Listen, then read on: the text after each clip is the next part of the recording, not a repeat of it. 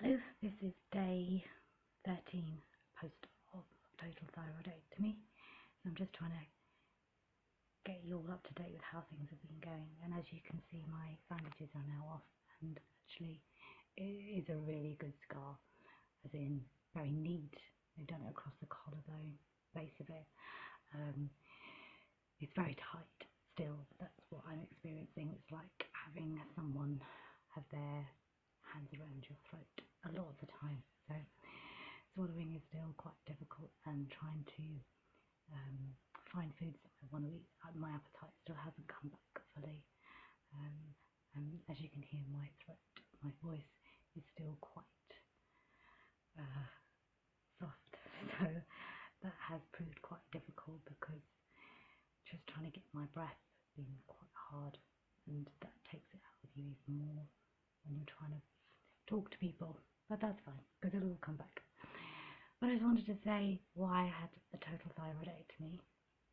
The main reason was that in 1983 I was 18, and I was diagnosed with non-Hodgkin's lymphoma, stage 2 cancer, which affected my white blood cells, form of leukemia.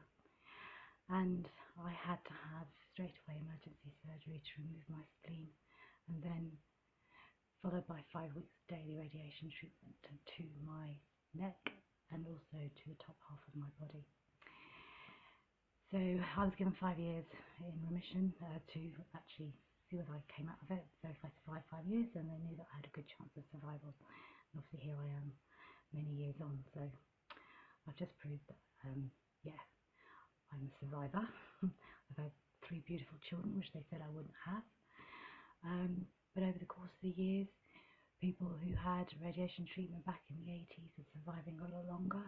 So they now can see the correlation of the impact of radiation treatment, high levels given to people, and the diagnosis of breast cancer and obviously thyroid cancer.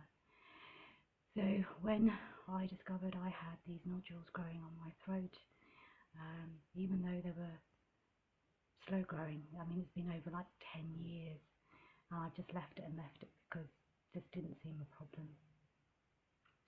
But then just over the last couple of years, I've had about 8 fine needle biopsies done.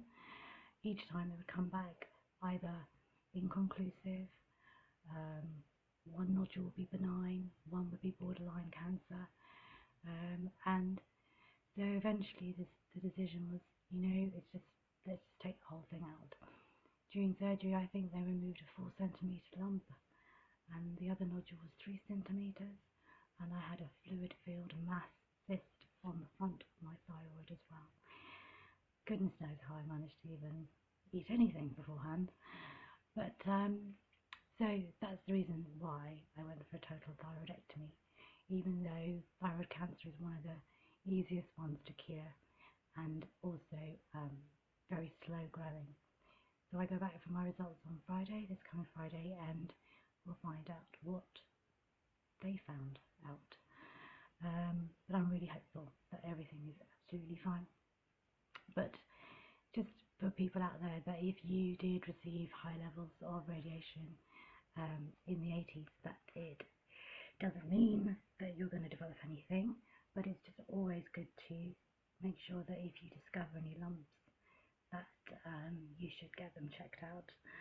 I'm now high risk of breast cancer, so I have yearly mammograms, although that's now changing to an MRI, so they can just make sure they don't miss anything. But apart from that, everything is going really well. My calcium levels, if I keep my meds and take them every day, I'm fine. If I kind of delay it for a few hours, I can start to get pins and needles. But I'm hoping that will just settle down. It's only 2 weeks. So 2 weeks post-op, doing well, tired, but I'm getting there day by day. Thank you.